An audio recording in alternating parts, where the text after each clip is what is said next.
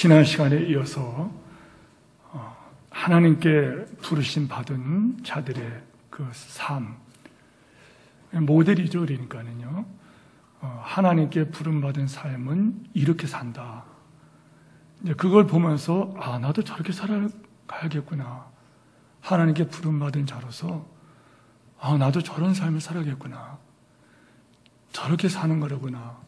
그래서 하나님께 부름받은 사람들의 삶과 그리고 저들이 어떤 상급을 받는가, 하늘 상급을 받았다 하는 말씀이 나오거든요. 그래서 그 말씀을 오늘도 본문 말씀을 관찰하면서 또 해석하고 적용하면서 주의 뜻을 이루고자 두 번째 말씀 전합니다. 본문 말씀 여러분이 잘 아는 기도원과 그리고 소수의 사람들이 하나님께 부르심을 받는 그 장면이 소개되고 있습니다. 기도원은 그 당시의 상황은요, 미디안이라고 하는 민족에게 이스라엘 나라가 점령을 당하기도 하고 또 이스라엘 나라에게, 이스라엘의 미디안에게 얼마나 핍박을 받는지 몰라요. 그래서 너무너무 힘든 그런 때를 지나고 있었습니다.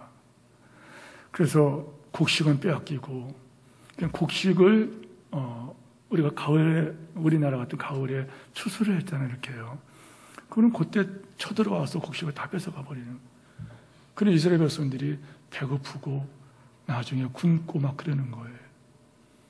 사실 이런 얘기를 하면 우리에겐 다가오지는 않아요. 그러나 연세 드신 어른들은 보릿고개라는 말을 젊은 사람들이 모르는 용어를 듣고 있죠. 보릿고개.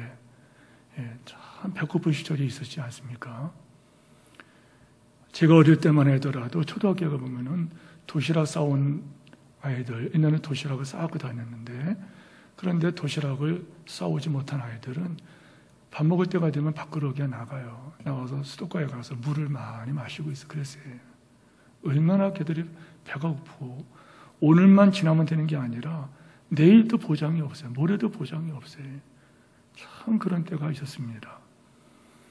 미디안 때문에 이스라엘 백성이 그런 고통을 당할 때, 포도즙을 만드는 그때에는 몰래 그들이 또 쳐들어와서 그걸 다 뺏어가고, 이 기도원은 그때에 너무 이렇게 다 뺏어가니까 포도즙을 짜는 그 틀 속에 들어가서, 그 통 속에 들어가서 몰래 곡식 타작을 하고 있었다는 거예요. 몰래. 다시 말하면 하나님 역사가 어떻게 이루어지는 걸 여기서 보게 되는데, 기도원은 큰 용사가 아니에요. 요즘 말하면은 대단한 사람이 아니라는 거예요. 탁월한 사람도 아니고, 뭐 특별한 사람도 아니에요. 용맹한 사람도 아니에요. 그저 겁이 나니까 숨어서 타작을 하면서 굶어 죽지 않으려고 고민하던 사람이었어요. 6장에 보면은요, 그에게 천사가 나타나서 말을 할 때 이 기도원이 심각한 고민을 합니다. 왜 우리 민족이 이런 지경에 이르렀는가? 왜 하나님께서는 우리 백성을 애굽에서 이끌어서 이곳으로 가나안 땅까지 인도하실 그때의 그 기적과 그 능력과 역사가 나타나지 않는가 지금은, 이 어려움 중에. 왜 하나님 백성인 우리가 저는 미디안 같은 그런 이방 민족에게 이런 수치를 당하고 고통을 당하고 그리고 아픔을 당해야 되는가 고민을 하고 슬퍼 울부짖으며 그는 타작마작에서 그런 수학을 하고 있었다는 거예요. 근데 놀랍게도 그때 바로 하나님께서 역사하셨어요. 하나님께서는 우리 기도에 응답하십니다.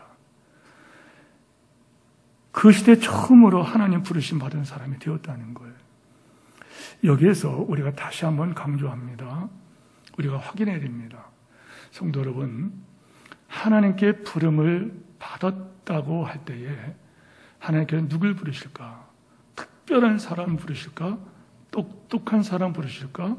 하나님께서는 어떤 우리가 생각하는 어떤 탁월한 사람을 부르실까? 아니라는 거예요. 절대 아니라는 것입니다. 두 번째, 하나님께 부르심을 받았다고 해서 그 사람이 온전한 신앙을 가졌다. 온전한 신앙이 있었기 때문에 부름받은 것이다. 그것도 아니라는 거예요. 우리는 그거 참 착각을 합니다. 레위기 6장, 우리 그 사사기 6장 34절, 40절에 보면은 기드온은 하나님의 부르심이, 하나님의 그 음성을 들으면서도 10번이나, 몇 번이나 그 테스트를 하죠. 양털 테스트를 하죠. 예, 그건 잘 아니까 지나갑니다. 어떻든 간에, 그러고 나서 이 기도인 하나님의 부르심을 받고 나서는 이제 전국에 미디안과 싸우자 하니까 여러분 잘 아는 것처럼 32,000명이 모여들어요. 대단한 숫자입니다. 예, 그 어려운 때에 잘못 나서다가는 진짜 어려움을 당하고 좋은 게 좋다 하고 그냥 사람들은 눈치나 보고 가만히 있으면 중간이나 간다. 이런 때에 하나님의 부르심 받은 기도원이 이럴 수는 없다. 하나님의 백성을 공격하는 저들과 싸우자 하니까는 전국에서 32,000명이 모여들었다는 거예요. 여러분, 이 대단한 숫자입니다. 한번 싸워볼 만한 사람들이 모였어요. 이들이 요즘 말하면 강제 징집한 것도 아니에요, 이렇게. 우리가 군대, 우리나라는 여러분, 이거 강제로 이렇게 군대 갔다 와야 되잖아요. 징병제잖아요. 근데 이들은 징병을 한 것도 아니에요. 모일 사람은 모여야 하니까 32,000명이 모였다는 거예요. 무슨 말이에요? 이 사람들은요, 전쟁을 하겠다는 결의와 목숨을 바치겠다는 이런 결단을 한 대단한 사람들이 32,000명이 모였다는 거예요. 12절에 보면 당시 미디안 군대는 얼마나 많은지 또 미디안과 아말렉과 동방의 모든 사람들이 골짜기에 누웠는데 연합국이 모였죠. 메뚜기의 많은 수하고 그들의 낙타의 수가 해변의 모래가 같았더라. 미디안 군대는 여러분 얼마나 숫자를 세지 못할 정도로 해변의 모래같이 많았다는 거예요. 해변의 모래같이 많았다. 여러분 모래 한 줌을 잡으면 얼마나 많을까요? 얼마나 많을까? 메뚜기 수가 같고 그리고 해변의 모래같이 많았다. 굉장한 숫자였어요. 그에 비해서 32,000명은 작은 숫자죠. 그러나 32,000명도 이 사람들은요, 말씀인 것처럼 이 사람들이 징병한 것이 아니기 때문에 싸우자! 이렇게 살 수는 없다. 그들이 의기부터 앞에서 모인 사람인데 이 사람들은 대단한 사람들이에요. 한번 싸울 보면 하다는 이런 숫자이기도 한다는 거예요. 이때 기도원은 마음이 참 기쁘고 감사하고 감격스러웠을 거예요. 예. 자기와 같이 아무것도 아닌데 이스라엘에게 싸우자 했더니 32,000명이 모여들었다는 것은요, 여러분 이건 너무 감격스러운 거예요. 오늘 본문 말씀 우리가 8절까지 보고 9절을 안 읽었죠. 9절을 보면 하나님께서 저들을 그들 손에 맡겼더라 이 말씀이 나와요. 하나님이 보내주셨다는 거예요. 이때 하나님께서 그런데 이상한 말씀을 하신 2절 3절 말씀 보세요. 자, 2절 3절 말씀 보시면은 어떤 말씀 하세요? 같이 한번 읽어볼까요? 시작.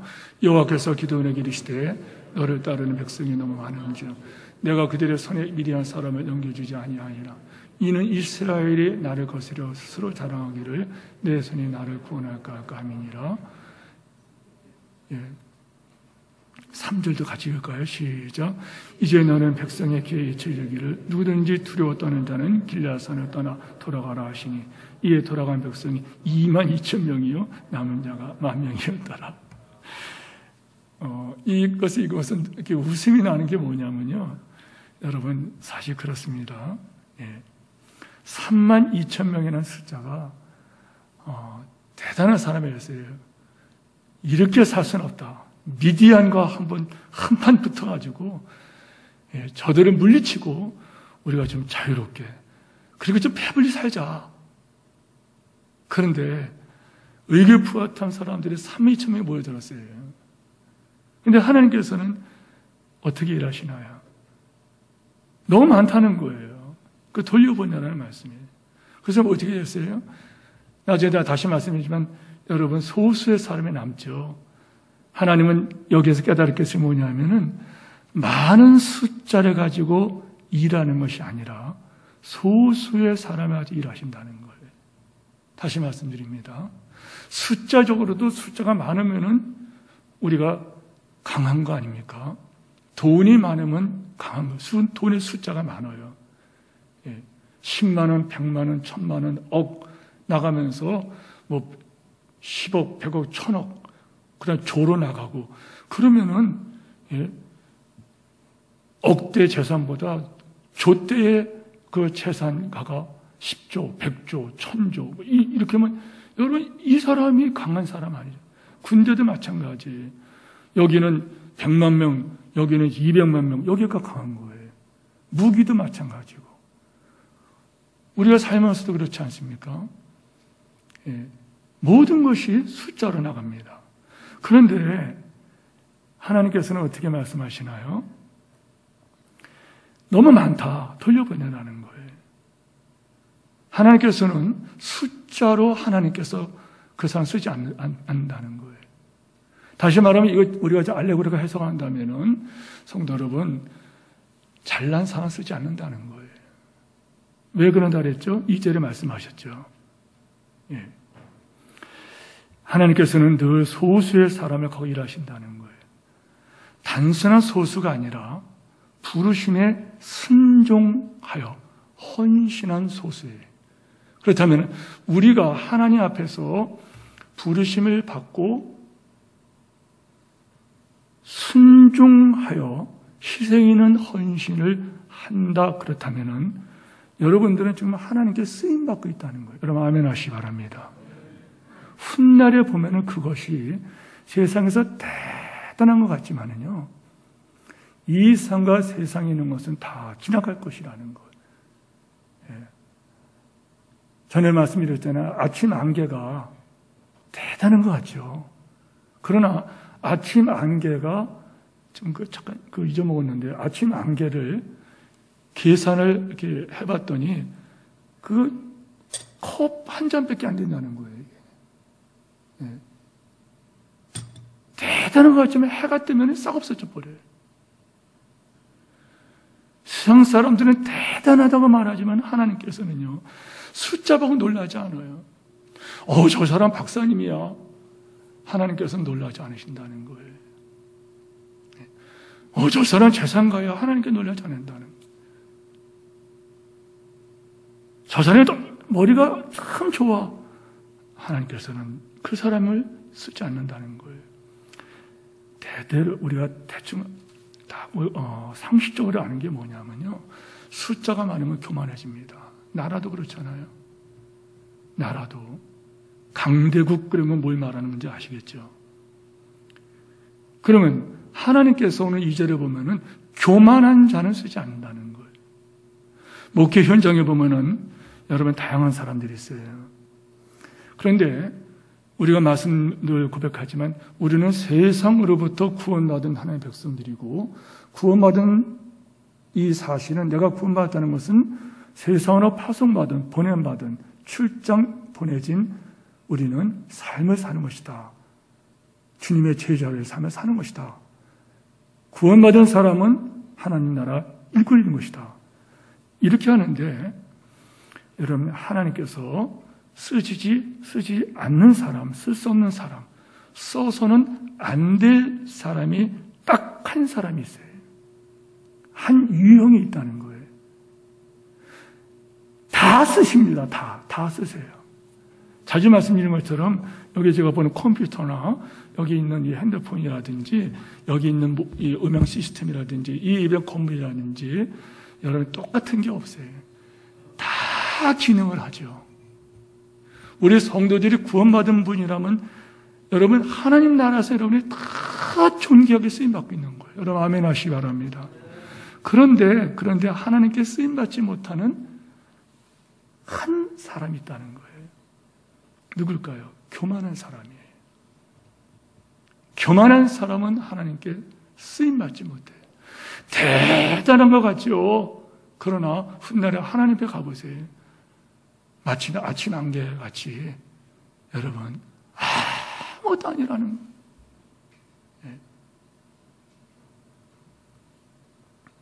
뭔가 할 수 있다는 것, 그만이라는 거예요. 32,000명이 모여들었는데요.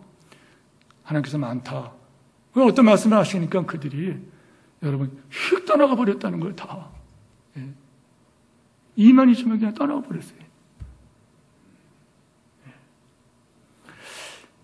성도 여러분, 교만의 두 유형이 있습니다. 뭐냐면은 이거예요. 나는 할 수 있다. 이거.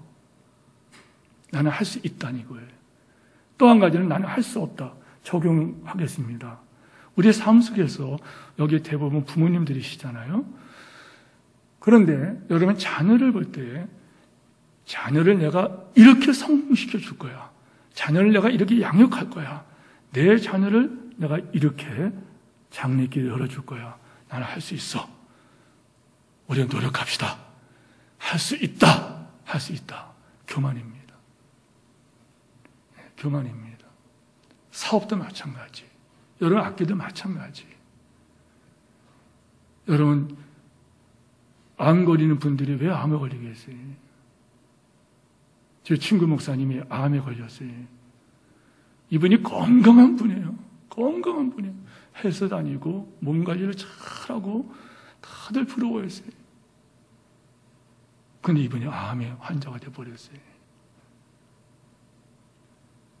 그리고 나서는 목회에 어려움을 겪고 너무너무 힘들은 그때 이 목사님이 깨달은 것이 박사학위, 대학 교수, 그리고 소위 말해서 목회의 성공, 이 모든 것들이 하나님의 은혜였구나.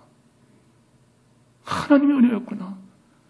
피눈물이 나오도록 회개했다는 거예요. 그리고 다시 회복이 되었다는 거예요. 성도 여러분, 힘이 있으니까 할 수 있고 힘이 없으면 할 수 없다. 이것도 교만해.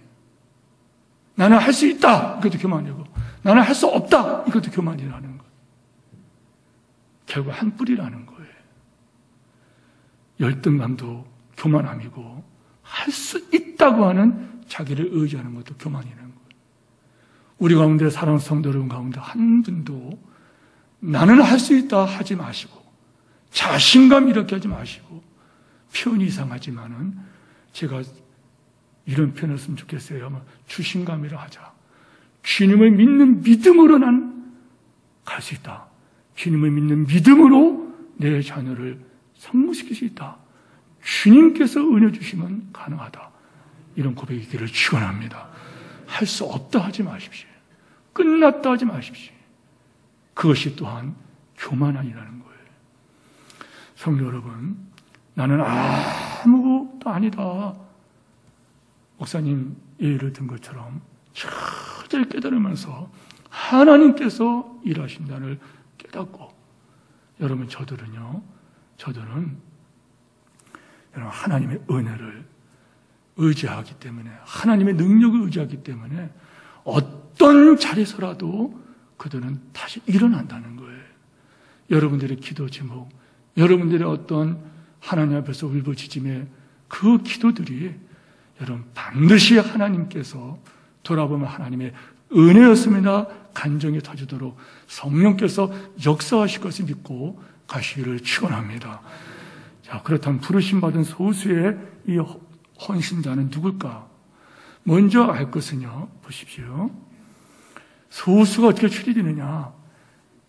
2절 말씀과 3절 말씀을 통하여 2절에서는 너희가 숫자 너무 많다. 너희가 교만하여서 아까 2절 말씀 같이 읽었잖아요. 너희가 교만하게 됐다는 거예요.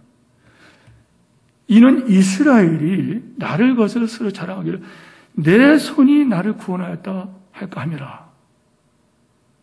그러면서 여러분 3절에 하나님께서 테스트를 하시죠. 두려운 자는 떠나가라. 그러니까 여러분 22,000명이 떠나고 10,000명이 남았어요. 그런데 우리 4절 같이 한번 읽어봐요. 하나님께서는 어떤 분들을 사용하시는가? 4절 시작. 여호와께서 또 기드온에게 이르시되 백성이 아직도 많으니 그들을 인도하여 물가로 내려가라. 거기서 내가 너를 위하여 그들을 시험하리라. 내가 누구를 가리켜 네게 이르기를 이 사람이 너와 함께 가리라 하면 그는 너와 함께 갈 것이요 내가 누구를 가리켜 네게 이르기를 이 사람은 너와 함께 하지 아니할 것이라 하면 그는 가지 말 것이라 하신지라. 여러분 어려웠지 않죠? 여호와께서 기드온에게 또 이르셨다. 백성이 아직도 많으니 이렇게 말씀하세요. 여러분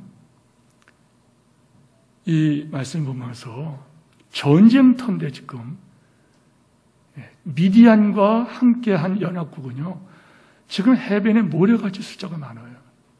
그것도 사람 숫자가 아니라 약대 숫자예요. 요즘 말하면 미사일이 이렇게 많다는 거예요. 비행기가 많다는 거예요. 요즘 말하면 여러분 그런 강한 어떤 함정이 많다는 거예요.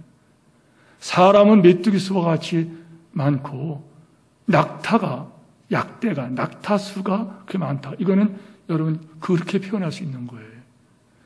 그런데 어떤 말 아직도 많다는 거예요. 기드온 입장에서는 어땠을까요? 여러분 막 애가 탔을 거예요. 얼마나 애가 탈까요? 아니 3만 2천 명이 아니라 32만 명이면 좋겠는데 3만 2천 명도 해볼까 했는데 2만 2천 명이 돌아가 버렸어요. 하나님께 줄여버렸어요. 왜 줄였어요? 너희가 싸워서 내가 이겼다 할까봐 교만해질까봐 돌려보낸다 그랬어요. 그런데 그럼 10,000명이 나가서 싸우면 되는데 하나님께 뭐라고 그래요? 너무 많다는 거예요. 여러분 이런 표현에서 죄송합니다만은 똥줄이 탄다는 거예요. 세상은 그런 말 쓰죠? 똥줄이 타고 있다는 거예요. 자꾸만 숫자가 줄어들고 있다는 거예요. 거기서 내가 너를 위하여 그들을 시험하리라. 중요한 것은 뭐냐면요. 이거예요. 여기서 중요한 것은 사람이 어떻게 하고 안 하고 따라되는 것이 아니라는 거예요. 무슨 말인지 아시겠죠? 하나님께서 이 사람 너와 갈 거라 하시면 가는 거고, 그리고 하나님께서 이 사람은 가지 마 하면 안 간다는 거예요. 무슨 말이에요? 하나님의 주도권을 말하는 거예요. 자, 강변 그들을 물이 있는 곳으로 10,000명이 이번에 갔어요. 내가 말하는 대로 해봐라 하고서 그들이 어떤 행동이 나타날 때 이런 사람은 가지 마, 이런 사람은 데려가. 뭘 말하는 거예요? 상의하신 것이 아니에요. 하나님 당신께서 당신의 종들은 당신이 선택하셔 쓰시겠다는 거예요. 이거를 우리는 뭐라 하면 하나님의 주도권, 하나님의 주재권, 하나님의 부르심을 받고 헌신한 소수의 이 조건이 뭐냐? 하나님의 주재권이라는 것으로 인정해요. 자, 그럼 적용해 보십시오. 여러분이 우리 한국관계에 오셨습니다. 오늘 우리 결혼할 우리 형제와 자매가 오늘 앞에 나서 인사를 했어요. 수많은 형제, 수많은 자매 가운데 저들이 이렇게 만났어요. 또 교회적으로는 여러분이 이 교회에 오셨어요. 여러분 대전에 살게 되셨고, 그리고 여러분이 많은 교회 가운데 이 교회에 오셨다는 거예요. 내가 선택한 거죠. 형제가 자매를, 자매가 형제를. 그리고 여러분이 내가 선택해서 이 교회에 오신 거예요. 그러나 아니라는 거예요. 하나님이 하셨다는 거예요. 아멘 하시기 바랍니다. 여기에서 우리의 출발이 나오는 거예요. 이거를 고백할 때 하나님께서 그때부터 역사하신다는 거예요. 이 하나님의 주도권, 하나님의 이 권세를, 주재권을 인정하지 않으면 뭐가 되느냐? 여러분 이거는요, 그냥 교회도 사교 집단이 돼버려요. 이거를 인정하지 않고 이 형제는 하나님께서 내게 맡겨주신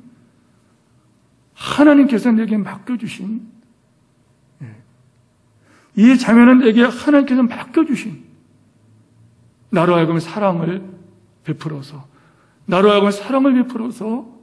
이로 하여금 하나님을 찬송하게 하시는 하나님의 역사 가운데 만남을 할 것입니다. 하나님의 주제권을 인정하지 않으면 서로 부부가 되어서 여러분 우리가 믿음이 흔들릴 때마다 나타나는 게 뭐예요? 서로 이용해 먹지 않습니까? 남편이 아내를 이용해 먹어요. 아내가 남편을 이용해 먹습니다. 그러면서 뭐 네가 잘하면 나도 잘할 거야. 네가 못하니까 내가 너한테 잘할 이유가 뭐야? 비즈니스가 돼버려요. 교회도 마찬가지. 교회가 하나님의 주재권을 잊어버리면요, 여러분이 이곳에 온 것이 하나님께서 나를 이곳에 파송하셨다. 이곳에 왜 왔느냐는 거예요. 이곳에 왜 왔느냐? 교회가 비즈니스가 되면은요, 사람들의 마음을 위로해줘야 되고, 프라드를 세워주고, 자존심을 세워주고, 기분 좋게 해줘야 되고, 박수 쳐줘야 되고. 교회가 아닙니다. 하나님이 부르신 교회. 여러분이 이게 온 것은요, 자, 개인적 적용을 했어요. 오늘 사랑하는 형제 자매가 만남이 하나님의 주권 가운데 이루어진 것이고, 저기에는 하나님의 목적이 있어서 하나님의 주재권, 주도권, 권세가 이렇게 나타난 것이다. authority, 하나님의 그 권세를 인정할 때, 그때부터 아내의 직분, 남편의 직분, 그런 성직이 되는 거예요. 여러분 아멘 하시기 바랍니다. 그런데 교회도 마찬가지라는 거예요. 하나님께 부름받은 자들은 누굴까? 말씀드렸어요. 너는 오고, 너는 가고, 이런 사람은 가고, 이런 사람은 가지 마. 내가 너희를 10,000명을 인도하여 강가로 가서 물을 마시게 할 텐데, 이렇게 하는 사람은 가고, 이렇게 하는 사람은 가지 마. 여러분, 하나님의 주도권이에요. 하나님 그분이 하신다는 거예요. 자, 그러면 하나님이 누구를 부르시고 누구는 안 부르실까? 설명하는 좋은 예화를 지난해 설교하면서 제가 다시 인용하려고 그래요. 이 예화집에 있는 얘기입니다. 예전에 우리 그래서 설교하면서 했던 거예요. 옛날 수도원 이야기 좀 해드렸죠. 수도원의 원장이 수도원 어떤 중요한 일을 맡기는데 가장 멍청한 어떤 사람, 가장 사람들이 멍청하다고 하는 어떤 사람을 그 중요한 직분으로 그에게 임명했다는 거예요. 수도원장이에요. 그러자마자 다른 수도원들이 막 반발을 한 거예요. 아니, 저런 중요한 직책에 저 사람을 왜 세웁니까? 저 사람이 우리 가운데서 가장 멍청한 사람인데 저런 바보를 왜 세웁니까? 막 항의했어요. 그때 수도원장이 그들을 다 불렀다 그러죠. 그리고 그들에게 새 한 마리씩을 다 나눠, 새 한 마리를 나눴어요.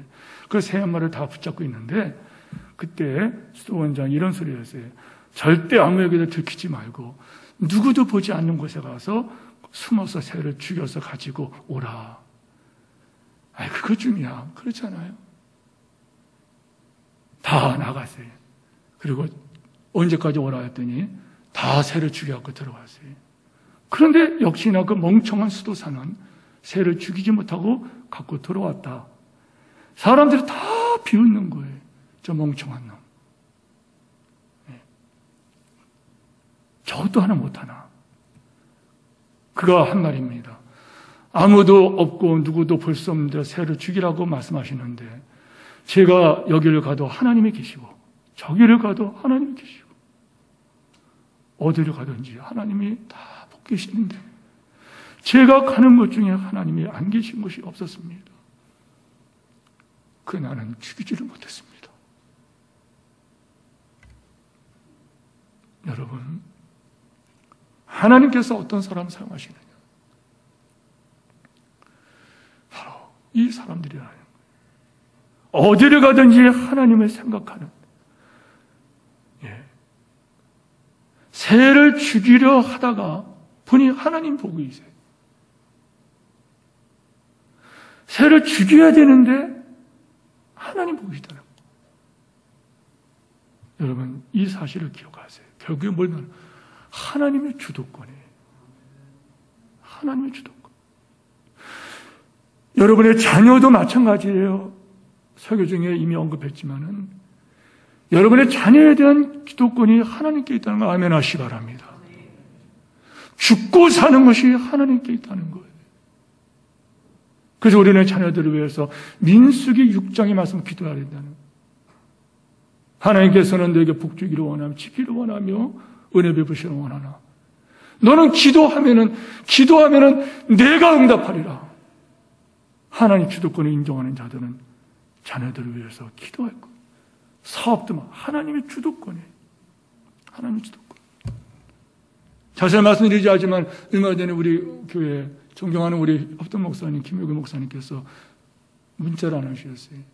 앞으로 이런 것을 하나 해야 되는데 목사님이 기도해 주십시오. 겸손함이죠. 본인도 목사였지만은 기도가 필요하다. 이것이 되고 안 되고는 하나님께서 주장하신다. 하나님 주도권을 인정하는. 직장도 마찬가지. 가정도 마찬가지. 하나님의 주도권. 모든 영역에서 하나님의 주도권을 인정하며. 그럼 하나님의 뜻이 뭘까? 알고 싶어서 성경을 보는 거예요. 한 번 보는 사람은 10번, 10번보다는 100번, 100번보다는 수백 번을 본 사람이 하나님의 뜻을 확실히 알 수가 있어요. 그리고 나서는 그 하나님의 뜻을 이루기 위해서 뭐 해야 돼요? 순종하다 보니 힘들고 어려울 때마다 기도를 하고 지혜를 얻기 위해서 기도하고 능력을 얻기 위해서 기도하고 그러면서 그 길을 저벅저벅 걸어가는 것. 이런 자들이 바로 하나님께 쓰임받은 종들이에요. 그렇게 하신 여러분들을 축원합니다. 이제 하나님이 불러 쓰는 사람의 조건이 두 가지만 더 말씀드릴게요. 자, 결국에 여러분 아는 것처럼 기드온과 300용사가 선발되는 것을 통해서 우리는 두 가지 영적 교훈을 받을 수 있어요. 우리가 이거 주목해야 돼요. 첫째는 하나님께 소명을 부르심 받고 쓰임받는 조건이 뭐냐? 첫째는 이거예요. 뜻을 세우되 미디안과 싸우자 하고 나왔잖아요. 목적이 분명하잖아요. 미디안과 싸우자 하고 나온 사람들이에요. 미디안과 싸우는 것이 목적이에요. 그 뜻을 세우되 그 뜻을 중간에 바꾸지 않는 사람을 쓰신다는 거예요. 예수님을 보십시오. 예수님이 이 땅에 오실 때 여러분 오병이어의 기적을 통해 보면은요, 남자만 5,000명, 그러니까 최소한도 남자가 5,000명이니까는 계산 대충 해봐도 여러분 남자만 5,000명이니까 여자를 말하면 5,000만, 10,000명이에요. 자녀들을 둘만 치더라도 여러분 이거 수만 명이 되는 거예요. 그런데 그들이 떡을 먹고 어디 갔어요? 너무 많은 사람 따라다녔는데 다 없어졌어요. 그 중에서 사도로 부르심을 받은 사람은 12명이에요. 왜 그 중에서 12명만 사도로 부름받았을까? 왜 12명만 사도가 됐을까? 똑똑해서? 아니에요. 그런 거 없어요. 공부를 많이 해서? 아니에요. 그들이 뭐 탁월한 뭐가 있어서? 아니에요. 단순합니다. 끝까지 남았다는 거. 아멘 하시기 바랍니다. 가룟 유다가 죽고 나서 12명 중에 하나가 없어지잖아요. 가룟 유다 때문에. 12사도인데. 근데 마띠아를 세웁니다. 그때 세움을 받는 조건이 뭐냐면 이거예요. 사도행전 2장에 나오나요? 1장에 나오나요? 1장에 나오죠? 예. 처음부터 지금까지 우리와 함께하던 사람. 처음부터 지금까지 변하지 않냐고 우리와 끝까지 함께하는 사람 중에서 뽑는데 마띠아가 뽑혔다는 거예요. 끝까지 남아서 처음부터 끝까지, 처음부터 지금의 끝까지 우리 함께한 사람. 성도 여러분, 뭐 어떤 일이든지 여러분 끝까지 재미있고 즐겁지 않습니다. 목사 안수 받을 때 지금은 젊은 사람들 안 그래요. 근데 제 때만 해도 좀 순수했던 것 같아요. 목사 안수 받기 위해서 일주일 미리 금식기도 합니다. 저도 그렇게 했었어요. 금식기도 하고, 그리고 노예 중에 안수시기 했을 때는요, 무릎을 꿇고 그 앞에 수건을 갖다 놓고, 지금은 그런 것도 없어요. 수건을 갖다 놔줘요. 하얀 수건을 갖다 놔줘요. 그러고 나서 안수를 합니다. 안수하죠. 성부, 성자, 성령으로 안수하느라 서약하고서 안수합니다. 그럼 무릎 꿇고 안수하고 나서 얼마나 우는지 갑자기 막 눈물이 쏟아지고, 바칠 거 없어 이만 바치우이다. 그때 부른 찬양이 생각나요. 한 번 드린 몸이 오니 어찌 다시 부르리요. 일편사신 주만 위에 죽도록 충성하리. 이 찬양을 찬양대가 찬양을 해주고요, 저희들은 앞에서 울기 시작하는데 그 선배 목사님들께서는 끝까지 울라고 제지하지도 않아요. 그 앞에 그냥 눈물바닥이 돼버려요. 함께 목사 안수 받은 사람 38명이 됐는데, 그때 그 큰 광천교회라는, 서울에 있는 광천교회라는 그 교회 받을 때 여러분 그 강대상이 눈물로 그냥 번복되어 버렸어요. 그런데 목회 현장에 들어올 때는 여러분 죽음만 있는 게 아니라는 거예요. 참 말 못할 그런 일이 있다는 거예요. 여러분도 마찬가지예요. 교회에서 전 직분을 받아요. 집사님의 직분, 권사님이 되고 장로님이 되시고, 그리고 교회에서 어떤 주일학교 교사를 하고 어떤 일을 감당을 하려면 참 힘든 일이 많아요. 성도 여러분, 얼마나 뜨겁게 헌신하냐가 중요한 게 아니고, 가장 중요한 것이 뭐냐? 끝까지 버티는 거예요. 아멘 하시기를 축원합니다. 하나님의 나라는 그런 사람들을 통해서 이루어진다는 거.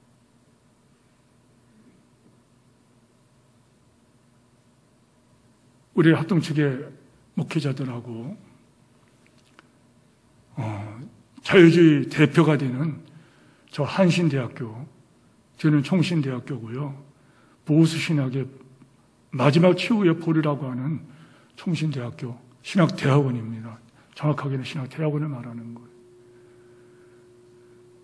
그리고 물론 보수신학에 고려신학도 있고 합동신학 도 있고 하지만은 그건 조그맣고, 전 세계적으로 이 성경이 그렇다는 그런 것이다. 성경이 하라면 하고 안 하면 안 한다. 그러면서 최후의 보리가 지금 총신대학이에요. 그런데 여러분, 한신계열 대한예수교 장로교 아니라 대한기독교 장로의 간판 붙은 그런 교단 목회자를 만드는 그 학교는요, 여러분 보세요. 제 교단 목회자들은 여러분 적어도 97% 이상은 다 목회를 합니다. 큰 교회건 작은 교회건 농촌이건 어촌이건 어디 가건 간에 선교사라고 하건 목회를 합니다. 몸이 아파서 못하거나 어떤 그런 상황에서 그만두지만은 자랑스러워요. 제 동기들 가운데 지금 남아있는 사람을 보니까는요, 많은 분들이 상 떠나기도 하고 했지만은 끝까지 목회에 그 자리를 떠나지 않아요. 코로나 때문에 교인들이 없어지고 정말 너무너무 아픈 중에 있더라도 끝까지 기도하고 떠나질 않아요. 그런데 한신 그쪽 교회 사람들 97%가 목회를 안 하고 떠나가 버립니다. 교단을 말하기 위해서 말하는 게 아니에요.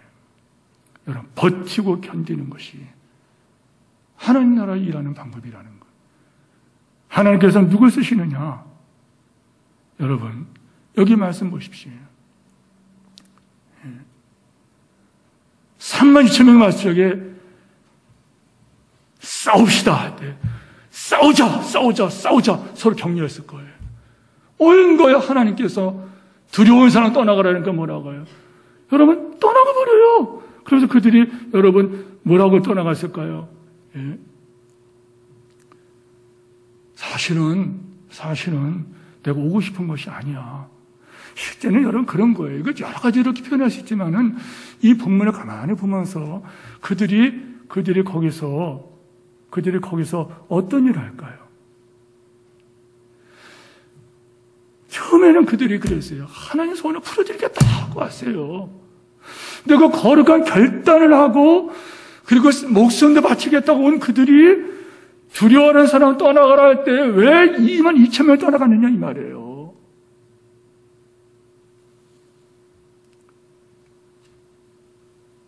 여러분 왜 나름대로 이유와 변명이 없겠어요? 세상 살면은. 예. 왜 그런 게 없겠습니까? 다 이유가 있는 거예요. 그런데 제가 생명의 상 공부하면서 좀 당황스러운 어떤 질문을 할 때가 있어요. 그때 교인들이 굉장히 당황스러워합니다. 예를 들어서 우리 이창규 집사님 두 분 공부하셨죠? 제가 갑자기 물어보니 이런 질문 그때 했을 거예요 아마 제가. 이창규 집사님은 왜 이혼 안 했어요? 질문했나요? 예. 자매는 왜 이혼 안 했어요? 질문했어요 지금? 안 했어요? 그 질문 받은 분도 있을 거예요. 왜 이혼 안 하셨어요? 당황스러워하는 거예요. 그때 대답은 한 가지예요. 하나님이 이혼하지 말래서 안 했다. 무슨 말이에요? 하나님의 주재권을 인정하면서. 예. 그럼 반대의 경우는 뭘 말하는 거예요? 여러 가지 이유와 변명이 될 수 있다는 거예요. 그러나 하나님께서는 이유와 변명이 있느냐 없느냐가 아니냐 변하지 않았다는 거예요.